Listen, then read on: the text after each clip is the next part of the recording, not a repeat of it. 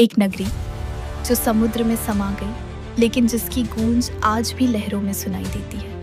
द्वारका, भगवान श्री कृष्ण का नगर, क्या आज भी जिंदा है? अगर आप ऐसे ही रहस्यमय और अद्भुत विषयों पर वीडियो देखना चाहते हैं, तो अभी रहस्य न्यूज़ को सब्सक्राइब करें और बेल आइकन दबाएं, क्योंकि आगे जो सुनने जा रहे हैं वो आपको रोमांचित कर देगा। कुछ रहस्य समय के साथ मिट नहीं जाते, कुछ नगरियां बसती नहीं पर भुलाई भी नहीं जाती। श्री कृष्ण की नगरी द्वारका, वो दिव्य शहर जो खुद भगवान ने अपने हाथों से बनवाया था, जिसके दरवाजों पर देवता भी सिर झुकाते थे।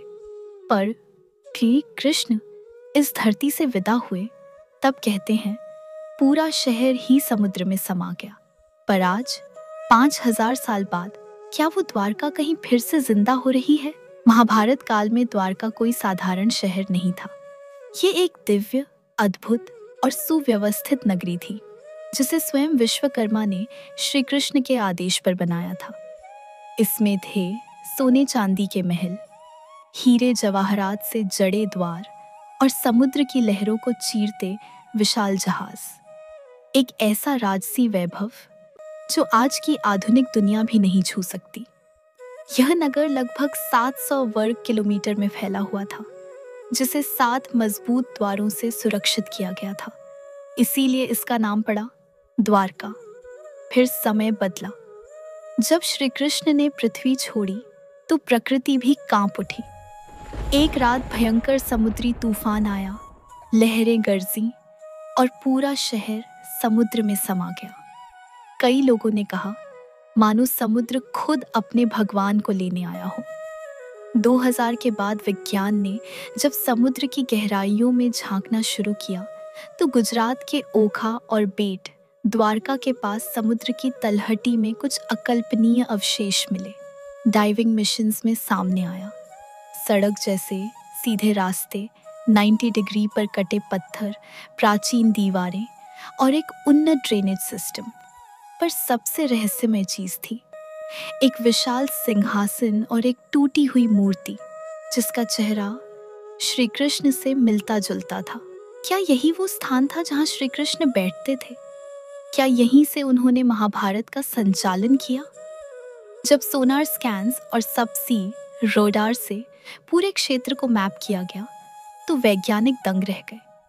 एक पूर्ण नगर ग्रिड पैटर्न में बसा हुआ, जिसमें सड़कें, गलियां, दीवारें, भवन सब कुछ स्पष्ट दिखा।